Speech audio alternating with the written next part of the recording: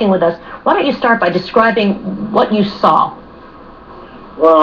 At first, like 10 minutes into the movie, I saw a object thrown, and at first I thought it was a bag because it was like dark, and then I heard a loud pop, and then I thought it was firecrackers, and then I just seen smoke coming out.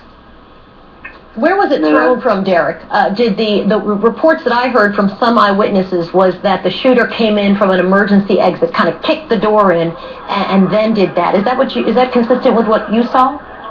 Yes, ma'am. But he came in through the right exit. Okay, and then you heard a pop. You thought it was a firecracker at first, and smoke started to come out. So then you realized it was not a firecracker. Yes, ma'am. And then right after that, he started unloading gunfire.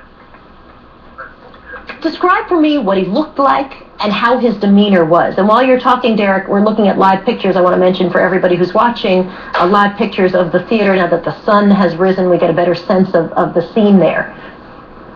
Yes, ma'am. I didn't see him because it was pitch dark, but I did see, because as he was walking up to the steps where I was at, he had a gas mask and he was dressed in like camo black. Was he frantic? Was he calm? Did he seem to be particularly picking individuals out? He looked calm. He looked calm and just trying to take anybody that he seen. Was the movie still running then, or was it pitch black? It was still running. The movie was still running as he was shooting. What was the scene like inside the theater, Theater 9, where you were? It was frantic. It was everybody trying to fend for themselves, trying to run to the exit. People was getting stepped on. People was getting pushed. And everybody was just going out the one door. Where were you, and how close did you get to the shooter? I was on the top right in the two-seater section.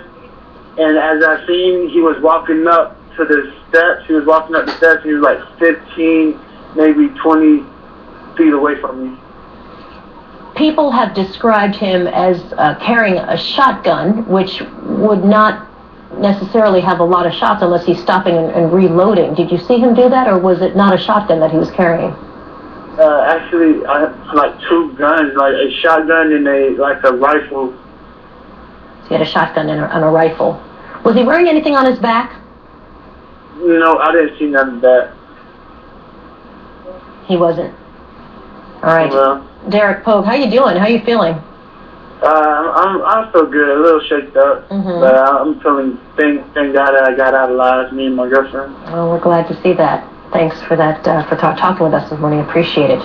This is live pictures, aerial shots of what we believe is the shooter's car. We know that this is the back entrance of the theater, and by numerous witness reports, the way that the shooter came into the movie theater was through the exit, and was able to kick in one of the doors, just by one person's description, so that he was right at the front of the theater while the movie was going. We believe that this is his vehicle because police had described searching the gunman's vehicle. Some descriptions said, in fact, that this is where they were able to capture him.